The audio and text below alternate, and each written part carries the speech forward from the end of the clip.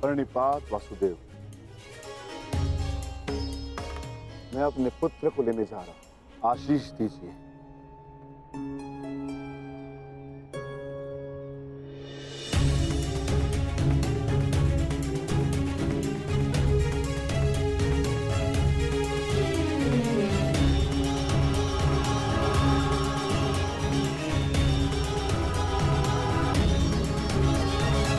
क्या हुआ माता? आप अचानक बाहर क्यों आ गए? और आप इतने विचलित क्यों? मैं विचलित नहीं हूं पार्थ, बस तनिक अशांत हूं। अशांत? मैं समझा नहीं माता।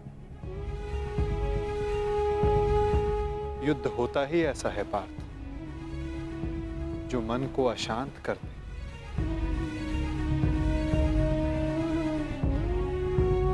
समय एक बहती धारा के समान होता है पार्थ। धारा का स्वर हमारे मन को आनंदित करता है, परंतु ये आवश्यक नहीं कि उस धारा का स्वर सदैव हमारे मन को आनंदित ही करे, उसे विचलित ना करे। फिर ये विचलन क्यों माता?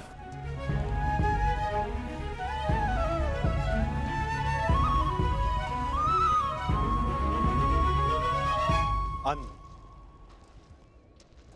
सागर में जब तरंग उठती है तो वो उत्साह से भरी होती है पार्थ, और जब वही तरंग गिरकर अपना अस्तित्व खो बैठती है तब मन विचलित हो जाता है कि कदाचित वो तरंग और ऊंचा जा सकती थी, कदाचित उसका प्रारब्ध कुछ और हो सकता था। परंतु तरंग का प्रारब्ध ही उठना और गिर जाना है माता, है ना? तो फिर इसमें अशांत और विचलित होने की क्या बात है? तुमने सही कहा पार्थ, मुझे विचलित नहीं होना चाहिए, परंतु तुम बताओ कि तुम्हारा मन इतना अशांत क्यों है, इतना विचलित क्यों है? ऐसा कौन सा भाव है जो तुम्हें कष्ट दे रहा है? बोलो पार्थ। दानवीर कर्ण से आशा अवश्य की जा सकती है कि वो युद्ध में नियमों का पालन अवश्य करेंगे।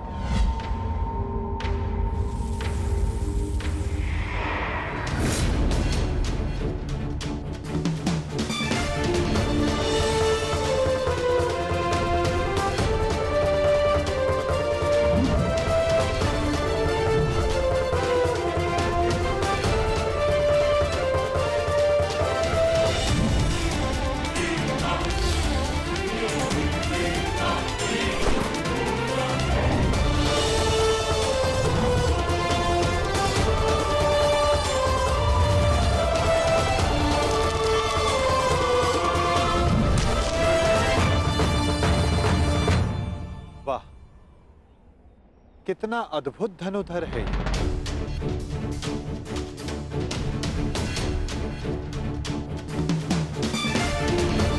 वासुदेव, आप प्रणिपात।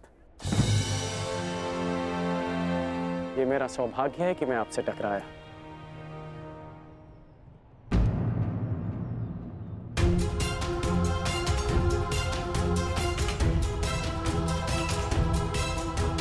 सौभाग्य और दुर्भाग्य के लिए धन्यवाद और तानों का पात्र समय होता है अंगराज, मनुष्य नहीं। उचित परिस्थिति में, उचित समय पर, उचित मनुष्य से मिल जाना सौभाग्य होता है, और अनुचित परिस्थिति में उचित मनुष्य से मिलना दुर्भाग्य होता है कर्ण। आपका टकराना तो उचित ही होता है वासुदेव, इसलिए यह सौभाग्य होता है। आज्ञा दीजिए। प्रणिपात।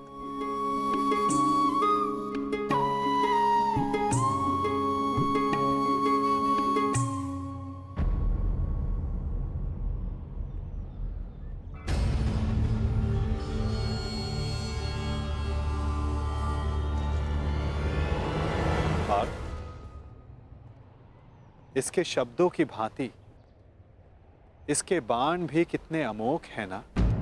शब्दों का तो ज्ञात नहीं, परंतु लक्ष्य भेद करने के लिए मेरे बाण कर्ण से अधिक शक्तिशाली और तीव्र हैं माधव। और ये बात आप भली भांति जानते हैं। आज किसी के शब्दों में धार दिखाई दे रही है पार्थ।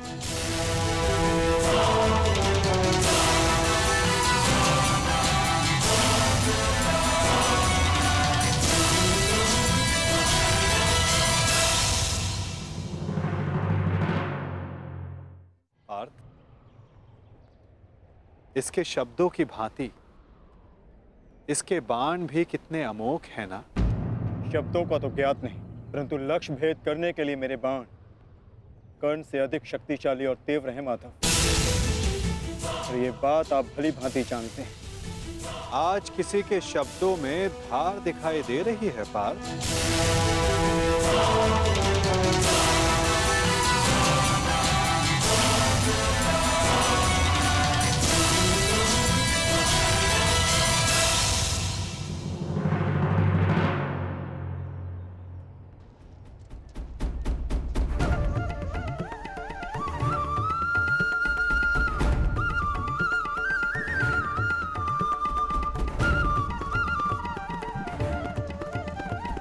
अब बता भी दो अपने सखा को, ऐसी कौन सी बात है जो प्रतिपल तुम्हें और अधिक अशांत किए जा रही है पार्थ। आप तो ऐसे कह रहे हैं माधव, जैसे कि आप तो कुछ जानते ही नहीं। कैसे जानूंगा, मैं कोई अंतर्यामी थोड़ी ना हूं। वाह माधव, जो संसार में कोई नहीं देख सकता उसे आप देख लेते हैं। जो सबके समक्ष है उससे अनजान होने का अभिनय करते हैं। आप भली भांति जानते हैं इस बात को कि मैं इतना व्यग्र क्यों हूं। क्यों आपके विचारों पर, आपके समय पर उसका अधिकार है। क्यों माधव, क्यों?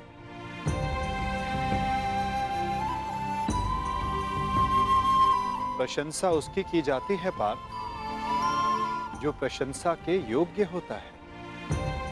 महत्व उसे दिया जाता है जो महान होता है।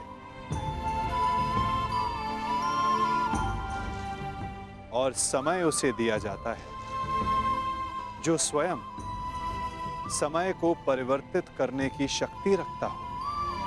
और मैं क्या, कर्ण की कुशलता और लगन को देखकर उस पर कोई भी मोहित हो सकता है। ऐसा कोई नहीं जो कर्ण की कुशलता को अनदेखा कर सके। केवल उनके जो उसके प्रति ईर्ष्या रखते हैं। बस बस माधव, रुक जाइए।